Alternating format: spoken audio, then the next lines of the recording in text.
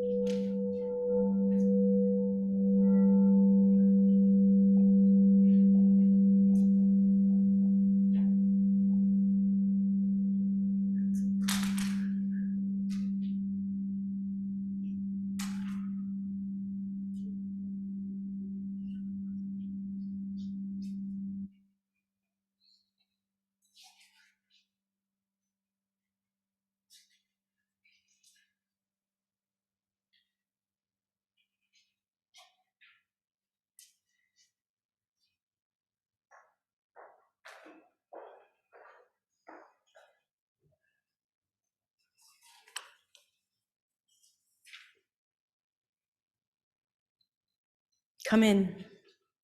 Come into this place we make holy by our presence. Come in with all your vulnerabilities and strengths, your fears and anxieties, your loves and hopes, For here you need not hide, nor pretend, nor be anything other than who you are and who you are called to be. Come into this place where we can touch and be touched, heal and be healed, forgive and be forgiven. Come into this place where the ordinary is sanctified, the human is celebrated, the compassionate expected. My friends, come into this place. Come into this place, for together we make it a holy place.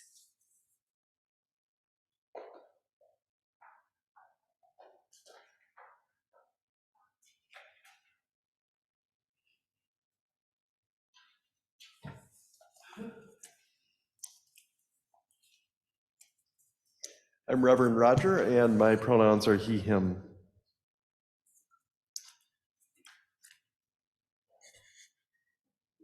Amy was one of the first fellow students I met at the University of Chicago Divinity School. We became friends, fell in love, and got married 3 years later. Amy was preparing for the ministry in the Christian Church Disciples of Christ, and I, of course, was preparing for UU ministry. We're often asked if we have a lot of theological discussions and debates between the two of us, and we kind of did at first, but over time, those receded a bit as we had more pressing questions to think about, like, who's gonna do the pickup from daycare? And who's cooking dinner tonight?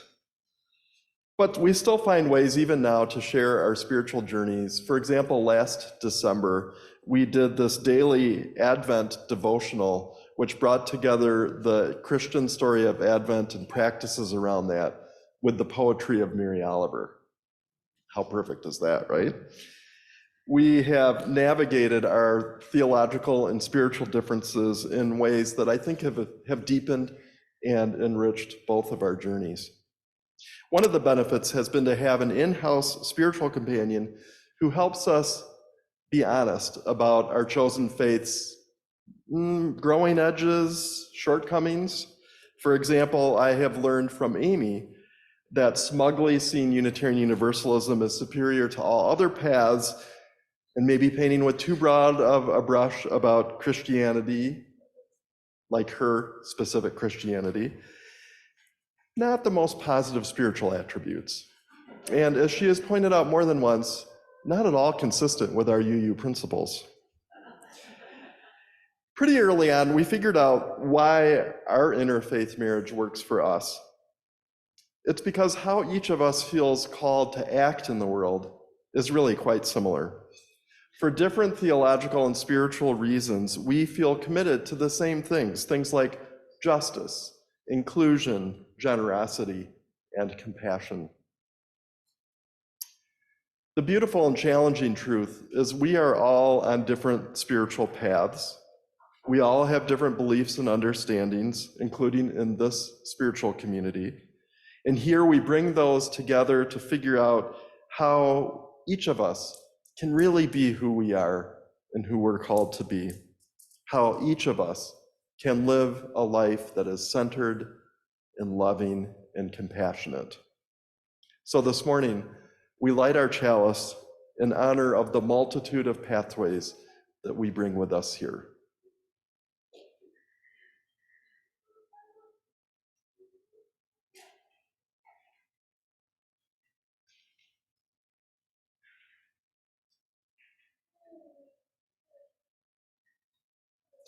And I invite you to join in the unison opening words.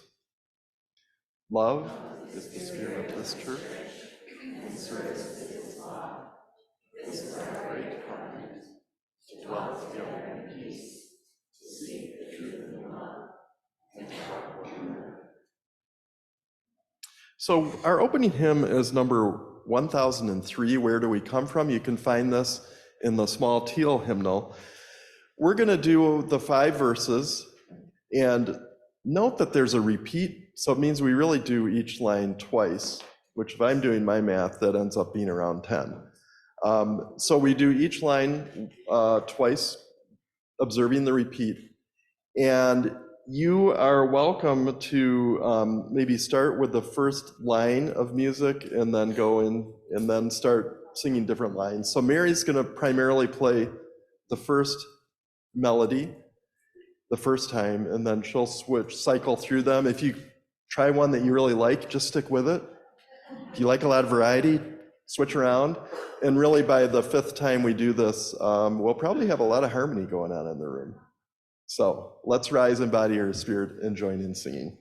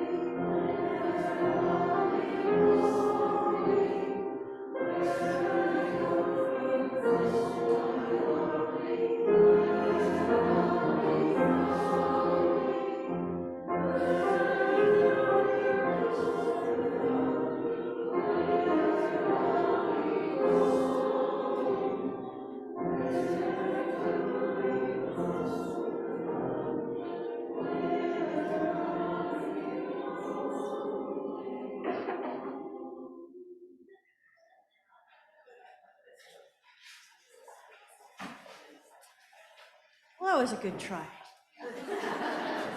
I'm kidding, you did so much better than the 9 o'clock service. I'm Shay. My pronouns are she, her, hers. The story I have to tell you today is, it's kind of a fun one. So there was this village. It was a small village.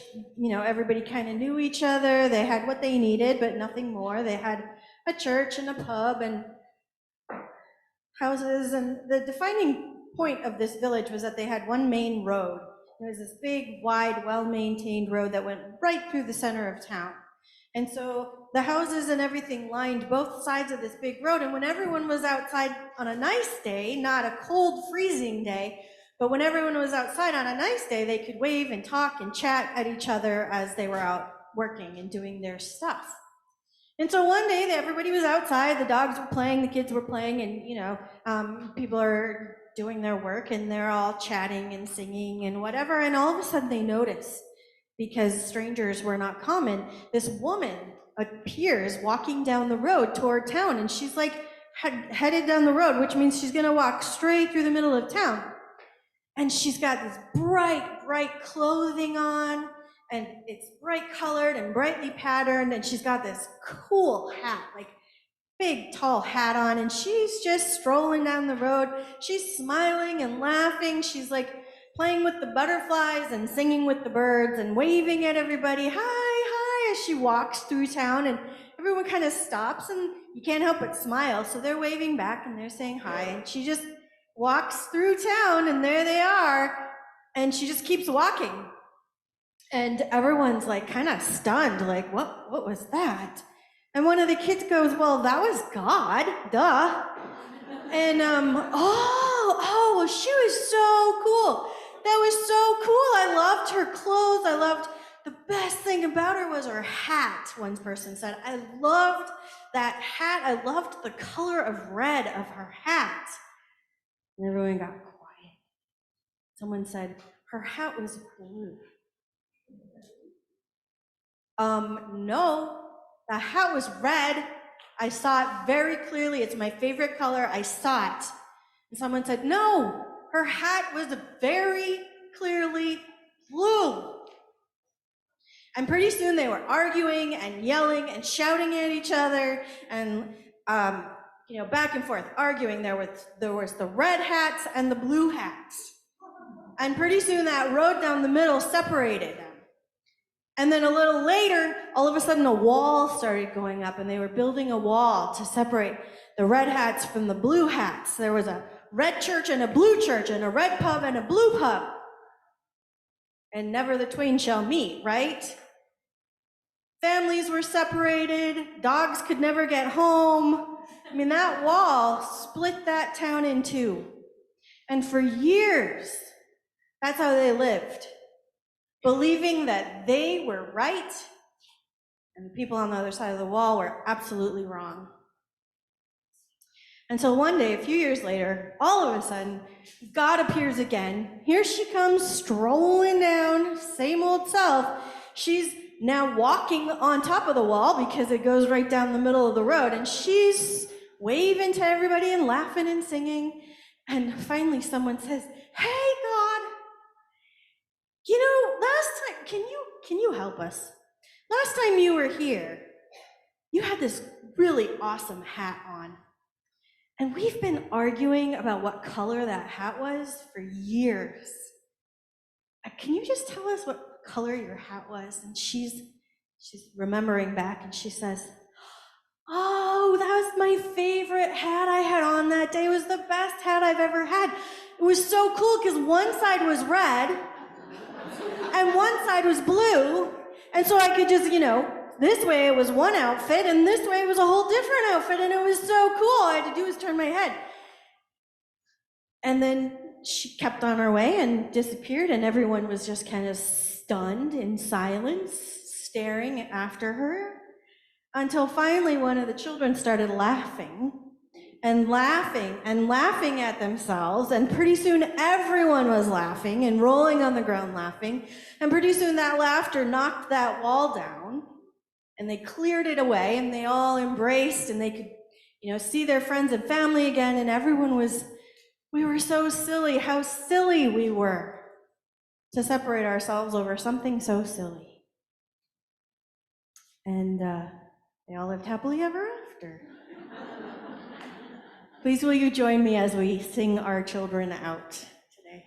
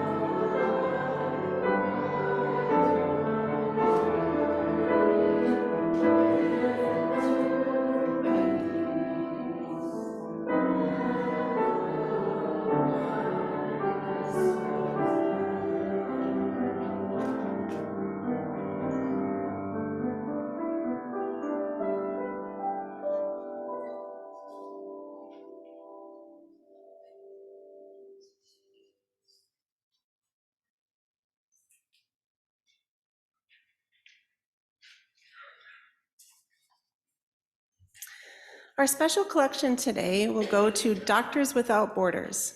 This organization responds to medical humanitarian emergencies in 70 countries around the world. They recently expanded their services in Ukraine to include psychiatric care and physical therapy for the war wounded. They also provide medical evacuation trains and activities to support healthcare for war injured and war displaced people. Your donations will help immensely in meeting medical needs in Ukraine and other countries.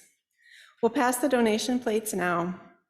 You can also donate it in 3 other ways: on the WBUUC webpage, sending a check or leaving a check in the lockbox outside the front office, or use the text to give option printed in your order of service or in the chat box. Whichever way you give, please indicate the word doctors. Thank you for your generosity in serving our world together.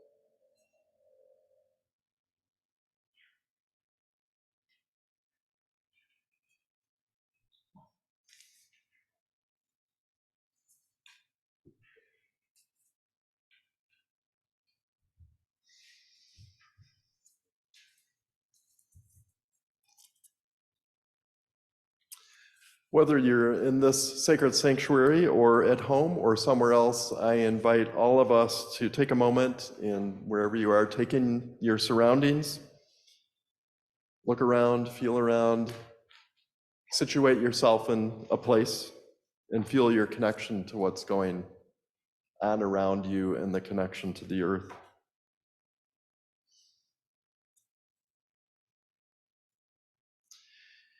And then I invite you to shift your gaze internally, and if it's helpful, you could close your eyes to feel what's going on within you, your body, your thoughts, your feelings. And from that place of grounding and attention, I invite you to feel compassion for yourself, for others, near and far.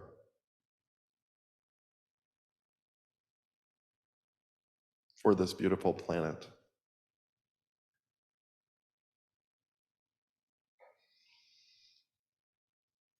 This morning, on this annual day of remembrance for transgender, non-binary, and gender non-conforming people who have been violently killed, we remember. We remember Rita Hester, a trans woman killed in 1998, and the focus of the first Trans Day of Remembrance. We remember the 32 documented and undoubtedly more trans, non-binary, and gender non-conforming people killed in this country so far in 2022. We remember and hold in our hearts the 5 people killed and 18 other people injured last night in the horrific attack on LGBTQ plus people at Club Q in Colorado Springs.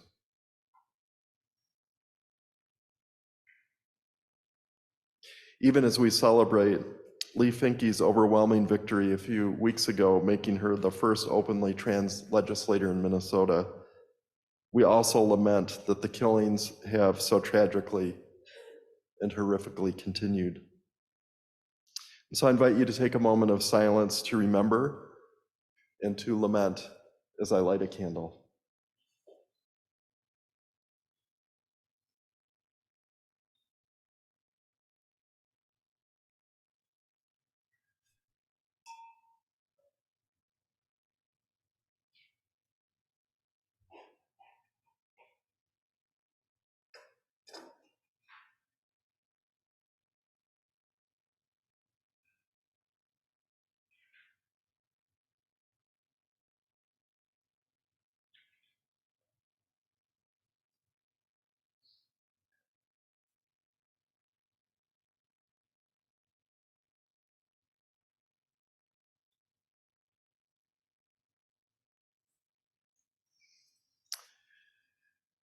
And this morning, we especially hold in our heart all those who are struggling in this room, beyond this room, people we know, people we don't know. We hold those who are struggling with mental and physical illness, with addiction, with loneliness, with poverty, with anxiety, with oppression, with war, and all those other tough things. And within our congregation, we hold these people in our hearts this morning. Reverend Sarah, as she begins this last chapter of her ministry here at White Bear UU Church and begins looking for where she will next be called to service. May Sarah feel the immense love and gratitude of this congregation for her many generous gifts to this place, to the people here, and also support as she explores what's next. And we also hold Sarah's family in our hearts. This morning, we lift up Ken and Jan Harris, whose daughter this morning is undergoing transplant surgery at Fairview University Hospital. May it go well. We also hold with gratitude and sorrow the person who's donating the organ and their family in this time of loss for them. We pray for a successful surgery and quick recovery for Jackson Thielen on Tuesday. We pray for a person whose dad is fighting COVID. We pray and hold in our hearts a person whose friend whose sister died this week. I invite you now to share aloud into the space where you are or in your heart, the names of people you're holding this morning.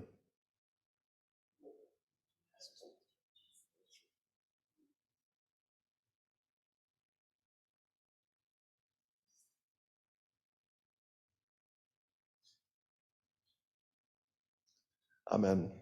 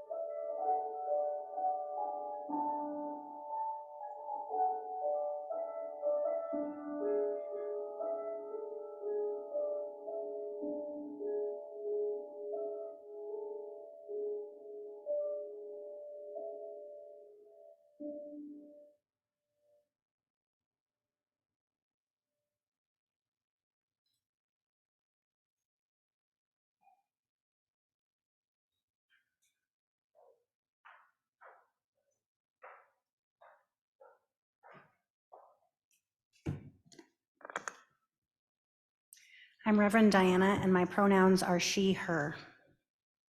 Each of us came here to this place in our individual spiritual journeys, to the faith of Unitarian Universalism, and to this specific congregation, following a unique path that is ours alone. Each of those paths are equally valid.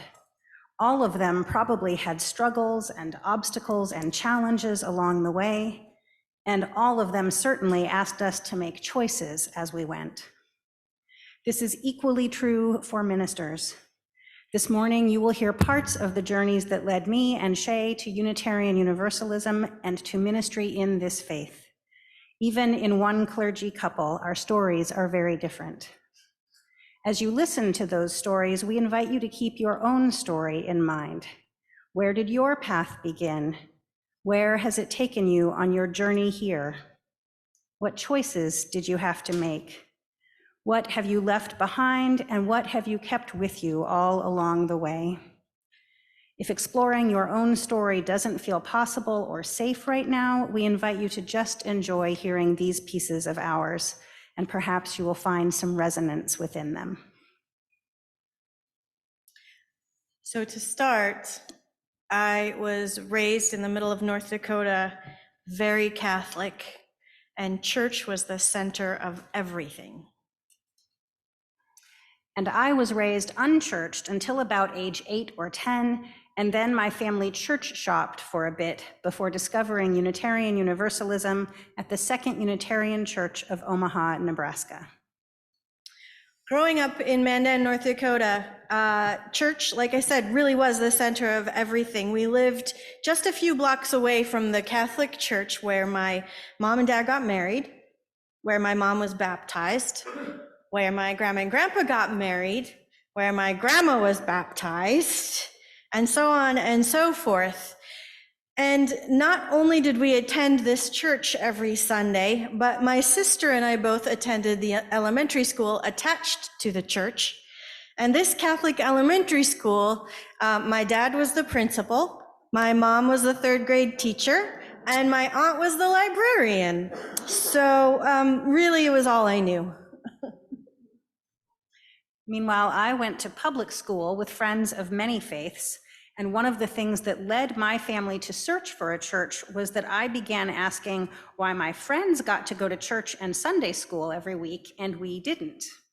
After trying a few churches where I mostly remember memorizing scripture to earn gold stars on a chart, and my mom told me later that she had to unteach me half of what I learned every week, it felt good when our family found a church where I was not only allowed, but encouraged to follow my inquisitive nature, ask questions, and find my own answers. I was not encouraged to ask questions. If I had been, I wouldn't even have known what questions to ask. And over time, really the only question I ever had was, how do I get to be more involved? Because I'm looking for something. Even as a child, I was yearning for something I wasn't finding. I wanted to feel something. I did get involved. I was a reader and an usher, and I played piano for services all through my youth into college. I was allowed to serve as an altar girl for a couple years, and I went to youth group, I got confirmed, all of that stuff, and it was all fine. It was all good. It gave me some place to be and something to do, but I really just wanted to feel something. I never found that. I was looking for meaning and depth too, and I was finding it intellectually, but not spiritually. By my early teens, the very things that had felt so good about Unitarian Universalism when we found it were beginning to be unsatisfying to me. I sometimes craved easy answers rather than always more questions. I also began to recognize that I was missing something, what I would now call a sense of reverence, and that I was desperately longing for ritual, although I don't think I would have had the language for either of those things. While Unitarian Universalism has never been an exclusively humanist faith, the 1970s and 80s were a time when humanism was probably at its peak in our faith, and the Midwest, as I experienced it anyway, leaned much more humanist than areas I later experienced, such as New England. My childhood church in particular was full of people who were what I would now call secular humanists, many of whom had thrown out anything that felt even a little bit religious from their own backgrounds because of the deep wounds they had experienced in the faiths in which they grew up. In my own church, I experienced encouragement to intellectual growth and to understanding the wisdom to be found in many world religions, but I remember little or no emphasis on Christianity. I experienced reverence and ritual when my religious education class used the neighboring faith's curriculum, and we visited several Protestant congregations and a synagogue. I also found a sense of awe in the natural world that I had never felt in a church or in any other human-constructed building. I especially found it in the majesty of mountains and the immensity of oceans, both of which made me feel simultaneously very small and also part of something very powerful. For high school, I moved into the public school system and made friends who weren't Catholic. Oh my God, they were Lutheran. They were like from the other side of the road. There was the Reds and the Blues, and there were the Lutherans and the Catholics, right? But I did ultimately, as a teenager, find things that held meaning for me, that were spiritually deepening, that made me feel something: music, literature, nature, friendships. But I never ever found that in my church, and that made me sad. I watched my friends lose themselves in ecstatic Christian experiences at summer Lutheran camp up at Botno, and I watched them just can't wait to get to youth group every week and have that experience with their youth group. And I was envious of their depth of faith and the sense of belonging that they had, and this unhesitating commitment to what they saw as the truth. Because I was not ever taught to question, I never questioned leaving Catholicism. And so as a teen, the question became, what do I need to do to find what I need within this faith? As it turned out, my father's military career gave me the chance to explore other faiths in a deeper way. We moved away from Omaha after my 8th grade year, and for the rest of my childhood, we lived far enough from any Unitarian Universalist church that there wasn't one for us to attend. Still seeking reverence and ritual and definitely belonging, I went to church with Lutheran and Catholic friends, and I even attended the entire second year of a 2-year confirmation class at the Lutheran church with one of those friends. I quickly found that although part of me still longed for those easy answers I'd been craving, a faith with a creed that I could not fully believe was a worse fit for me than a faith that made me do the work of finding my own truth. Ultimately, I always considered myself a Unitarian Universalist, whether or not I had a congregation to attend and belong to. I was always a Catholic. There really were no other options, or none were presented to me. And so I chose to go to a Catholic college and see if maybe I could study my way into feeling something in the religion. I went up to St. Ben's, St. Cloud, and studied with the nuns up there, which made my parents happy. Fortunately for me, those nuns were pretty liberal. And there were lots of classes on different religions and different philosophies and different ways of viewing the world. And I met people I would never have met otherwise. I studied and read things I would never have gotten to read. I was able to travel and get out of the sort of very insular Catholic community that I had always been a part of. And I was just really growing and learning and exploring. And I had lots of great people who companioned me along those sometimes rocky roads that I was traveling.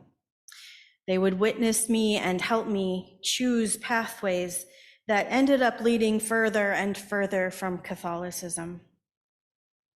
In my senior year of college, it was a huge thing. I was out for a walk one day with one of my mentors who was a professor, and we were wandering along, and I turned to her and I took a deep breath and I said, "I don't think I believe in Jesus anymore." And she kind of chuckled and she said, "Shay, that's okay. I'm Jewish. I don't care." Which means she was probably the perfect person for me to say that to, because it was a big thing for me, and it would have been a big thing for anyone in my past to have heard that from. Travel and reading led me into deeper spirituality as a young adult too. In my late teens, when my family moved overseas, I unexpectedly experienced the presence of the holy in European cathedrals, Egyptian temples, Turkish mosques, and ancient stone and wooden circles in Great Britain. I found a connection to the feminine divine through fantasy novels in which women priestesses served a goddess. When I moved back to Nebraska to finish college, I made increasingly frequent visits back to my childhood church in Omaha. I found that the culture there had shifted some. There were still lots and lots of humanists, but there had been a generational change in the leadership of the congregation, so that fewer of the leaders were people who had personally been deeply wounded by Christianity. And that had led to an increasing interest in spirituality and ritual, what I had been missing all along. I soon joined that church, my first time as an official member of a congregation. After college, I decided to get away, try something new, and find myself. So I joined a volunteer program, and they sent me out to Seattle, Washington, where I worked in a homeless shelter and definitely experienced life in many, many different ways that I never had imagined before. While working there, I discovered too, like Diana, the feminine divine through reading and making friends with other people. And I was deeply moved by this idea that there might be a divine being that looked like me, that I was the image of. I formed deep relationships with other people who were searching and seeking and exploring. And I became mentored by many very strong spiritual women from a multitude of spiritual backgrounds. Basically, I found everything I had ever been looking for, except that it had no structure. There was no organization. There was nothing holding it together. It was a piecemeal and potpourri thing that I put together from pieces here and there over time. And because of that, there were times where it was strong and it was vibrant and I was growing and learning. And then there were times where it got lost, as I'm sure you know, in the minutia of everyday life. Over the next decade of my 20s and into my 30s, my winding path that I walked led me near and far to all kinds of things. It led me to things I wanted, things I never knew I wanted, things I knew nothing about. And eventually I ended up living back in North Dakota for a short time, and that's when I decided to come out, which is probably not my best decision ever. It was 2004, and I was living in Bismarck, North Dakota, and Google was just becoming a thing, and so I sat down and I Googled, where is it safe to be a lesbian in North Dakota? And Google took a while. And finally, one hit came up, and it was a tiny little Unitarian Universalist fellowship in Bismarck, North Dakota. And I had never really heard of UUs before. And I was like, well, I may as well check it out. So on a Sunday, I went down there. They had this teeny tiny little building, and there were like, I don't know, a dozen people there. And I went in and I attended the service, and in coffee hour, they swarmed me because I was fresh blood, you know, I was young. I was like 30 years younger than anyone else there. And they were lovely and they welcomed me in. And at some point, one of them said, "What brought you here today? How did you find us?" And I wanted to be honest because it was the one place in North Dakota I could be. And I said, "I'm just in the process of coming out and I wanted to find a safe place to do that." And she said, "Oh, I'm so excited. We've been through the welcoming congregation curriculum, but I've never met a real live gay person before."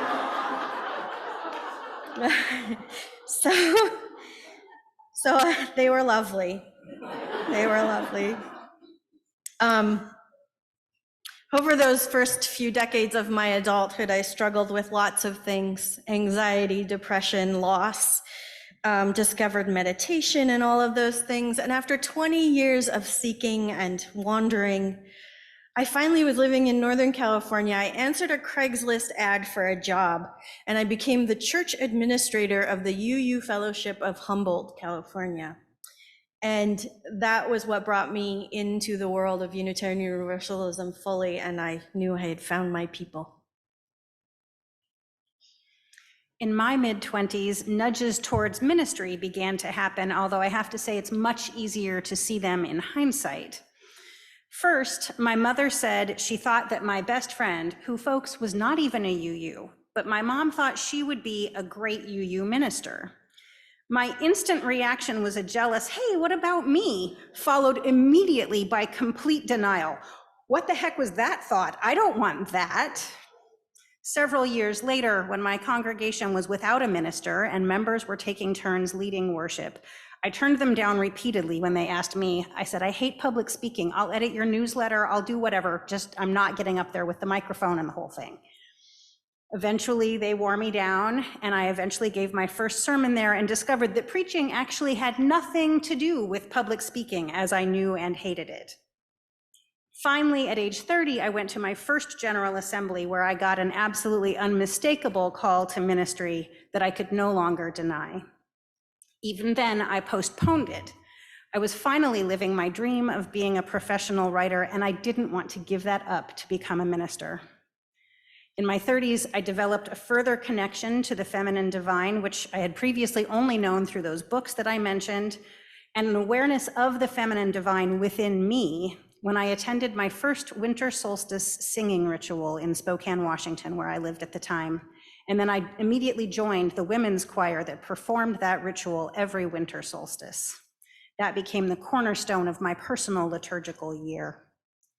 And eventually I realized I didn't have to choose between writing and ministry, between getting a Master of Fine Arts degree in creative writing or a Master of Divinity. I only had to choose which one to do first, and as Shay said in the first service, how much student loan debt to take on. I chose the MFA, and then 4 years after finishing that, I began seminary. You just stole my joke. As we were putting together this sermon and looking back over our stories, I realized that actually my first call to ministry was when I was working at that homeless shelter in Seattle. That was when I first started feeling like there was something calling me into something deeper, some sort of service. I had no words for it. I would have been terrified if I had realized what it was, but I think that that was where that seed was planted. And I mean, I was terrified even 20 years later when I did figure out that I was being called to seminary. As I said, I moved around a lot in my 20s and 30s. I tried lots of different things. I thought I had found my place many, many times, like most Gen Xers. But there was nothing grounding me during any of that seeking and searching. There was no center. There was nothing holding me structurally. I had lost all sense of direction. And that was because I had lost touch with my own spirituality.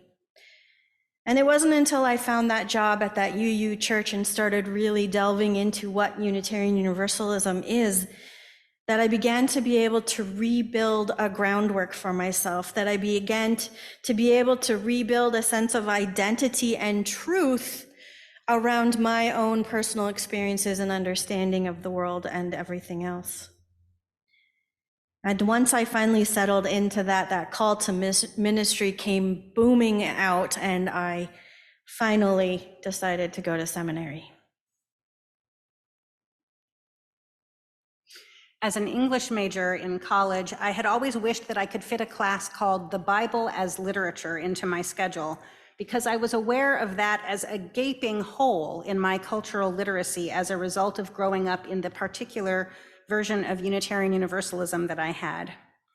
At the same time, when I dreamed of becoming a minister, I always imagined, maybe even assumed, that I would attend one of the 2 Unitarian Universalist seminaries. However, after reconnecting with my first childhood minister and having several more nudges from the universe, I chose to go to a progressive Methodist seminary with a religiously diverse student body, including a cohort of about a dozen Unitarian Universalists.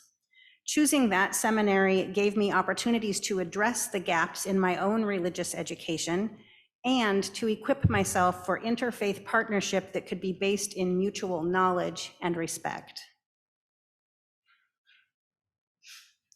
And because I knew very little about Unitarian Universalism, I did go to a UU seminary. I went to Star King in Berkeley, which is part of the Graduate Theological Union. And what that meant was that I could take classes at any of the seminaries in Berkeley, which there were like 11 or 12 of varying denominations and religious traditions. And I actually ended up taking a whole lot of classes with the Jesuits and the other Catholics. And that's because during my time there, I realized that if I was going to be a truly authentic Unitarian Universalist multi-faith minister, that I needed to intentionally make an effort to reintegrate some of that past Christianity and Catholicism into my belief system. I needed to rediscover the beauty within that tradition, rather than only holding on to the woundedness that I had around it. I also chose to do an extra year of chaplaincy after seminary, in which I worked down in Burnsville at Ebenezer in the nursing home with a lot of really old Lutherans. And that forced me to meet them where they were at, not where I was at. And again, I was called into preaching from the Bible and giving sermons on scripture and giving communion again and offering blessings at the end of life. Things that helped me again to reintegrate my past into who I was now. And all of this was necessary. I felt like it really helped me heal some of the hurt that had accumulated over 20 years of Catholicism, especially the Catholicism that told me that I had less value as a woman, and especially as a lesbian. It also helped me separate religion from church and to remember the essence of Christianity and Jesus's messages without having it all tangled up in millennia of patriarchy and capitalism and empire and all of that. I too carried some negative messages from my childhood church, not about my value as a woman, especially since the 2 ministers who served that church while I was there were both women. The harmful and hurtful messages that I absorbed from that childhood experience was that Unitarian Universalists are rational people, by which I really mean exclusively rational people, was the message I had received, and that meant there was no place for spirituality or mysticism, no room for mystery. Even after I understood that not all Unitarian Universalists are even humanists, let alone a specific kind of secular humanist, I still thought for a long time that I had to choose between being a humanist and being spiritual. I actually rejected the label humanist for myself for decades because I associated it with disdain that I had witnessed some humanists expressing for people like me, people who have mystical experiences, people who love ritual, people whose faith is found not only in our heads, but also in our hearts and our spirits. And then during my ministerial internship, I read William Murray's book, Reason and Reverence, and I was finally able to claim the humanist side of our faith as belonging to my own theology too. I realized that, as that book title suggests, I didn't have to choose between reason or rationality, which is what had attracted me and my family to this faith in the first place. I didn't have to choose between that and the spirituality that I had missed so much in those early years and worked so hard to find. I realized finally that our faith is large enough to hold both. So these very different paths that Diana and I have taken over our lifetimes have led us remarkably to very similar place. Here we are today, standing in the pulpit, speaking to you both as Unitarian Universalist ministers. I think if you asked us, we would identify very differently in our core beliefs about certain questions, but not in our core principles, in how we choose and believe we should live our lives. Author Paulo Coelho has a quote that I love. He says, it's one thing to feel that you are on the right path, but it's another to think that yours is the only path. As we said at the beginning of this story, each of us and each of you came here following a path that is yours alone. And each of those paths is valid and beautiful and brilliant and probably was challenging and hard. Maybe some of you saw part of your story or some of your story in mine or Diana's or both or neither. Whatever your path was and is, it brought you here. It brought you here now. And it is part of the beauty that you bring to this diverse and rich community. You may have heard some things that surprised you about one or both of us, about what you assume a UU minister is and where we came from. We learned a few things about each other as we were doing this. But we hope that you will take away from this sermon a reminder that none of us can assume we know fully or understand the journey of someone else. We can't know until we ask and listen what someone's path was that brought them here. We can sometimes forget that diversity makes us stronger. We can sometimes forget that not everybody comes to this faith from somewhere else. I've been in lots of churches where people like Diana, who actually grew up with Unitarian Universalism, are excluded because people assume we all came from Catholic and Lutheran backgrounds. Let us remember that all of us, no matter where we come from, have had and continue to have things to learn about ourselves, choices to make, and paths to find our way through. We can forget that not all of us have come wounded from somewhere else. Some people just happen to stumble across Unitarian Universalism, and here they are. They didn't come as an escape from something else or to try to find something they had never found somewhere else. And finally, we can forget that the rich theological diversity of which we are so proud and by which we are so blessed can, will, and does include Christianity. May we welcome them and that as fully as we do everyone else. So how do we stop making assumptions about our fellow congregants?